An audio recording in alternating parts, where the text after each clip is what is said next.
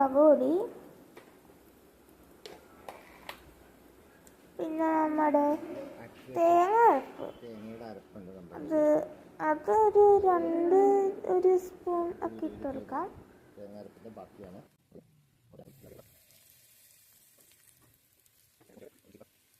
നമുക്കിത് മിക്സ് ചെയ്ത് കൊടുക്കാം.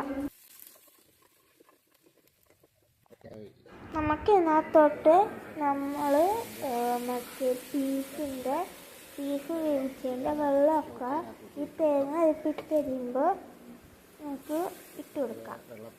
നന്നായിട്ടൊന്ന് മിക്സ് ചെയ്ത് കൊടുക്കാം.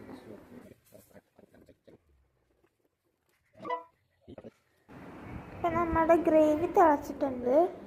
അതിലോട്ട് നമ്മുടെ കപ്പയൊക്കെ ഇട്ട് കൊടുക്കുക. ഇനി ഇത് നമുക്ക് നന്നായിട്ടൊന്ന് മിക്സ് ചെയ്ത് കൊടുക്കാം. ഈ കപ്പയൊക്കെ ഒന്ന് തിളച്ച് കഴിയുമ്പോൾ നമുക്ക് ബാക്കി ബീഫൊക്കെ ഇട്ട് കൊടുക്കാം. നമുക്ക് നമ്മുടെ ബീഫൊക്കെ ഇതിനകത്തോട്ട് ഇട്ട് കൊടുക്കാം.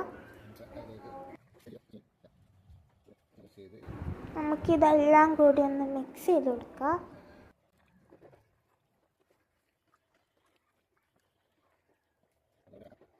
അപ്പം നമുക്ക് നന്നായിട്ടൊന്ന് തിളക്കാൻ വെക്കാം.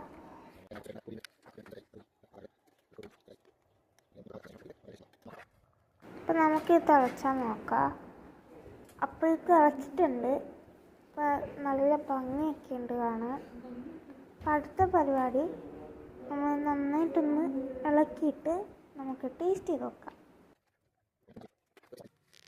നമുക്കിത് കുറച്ച് നെയ്ച്ചോറൊക്കെ ആയിട്ട്